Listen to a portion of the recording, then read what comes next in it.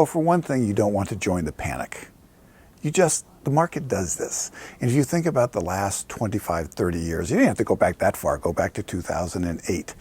The market makes plunges again and again and again, reacting to new news and trying to evaluate, well, what does this change in China mean for U.S. corporate profits? What does it mean for Federal Reserve policy? I mean, we were expecting that the Fed was going to hike its benchmark interest rate in September, maybe December at the latest. Now, there's a lot of questioning, why would the Fed raise its benchmark interest rate at a time of this global turmoil with the stock market being down? But remember, first of all, the stock market is not the economy. So there's a lot else happening in this economy. We're still growing. Employment is still growing. The housing market is strengthening. So there's a lot of other factors going on in this economy, and you don't want to get all absorbed with what's just happening in the stock market as everyone kind of tries to figure out what are the implications for corporate profits. Because in the end, what happens to the stock market, it follows the direction of corporate profits, which have been extremely strong. Asia's been very important to those corporate profits. Now we're trying to figure out, and by we mean all these global investors are trying to figure out, well, what does this mean? How much are U.S. corporate profits going to be hurt?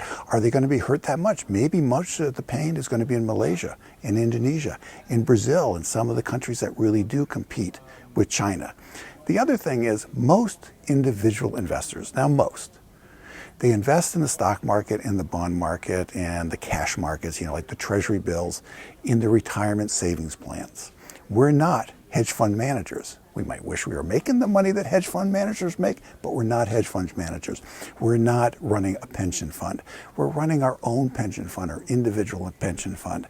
And so you don't want to make dramatic moves during a panic. And instead, I would use this as a learning opportunity. Are you panicking?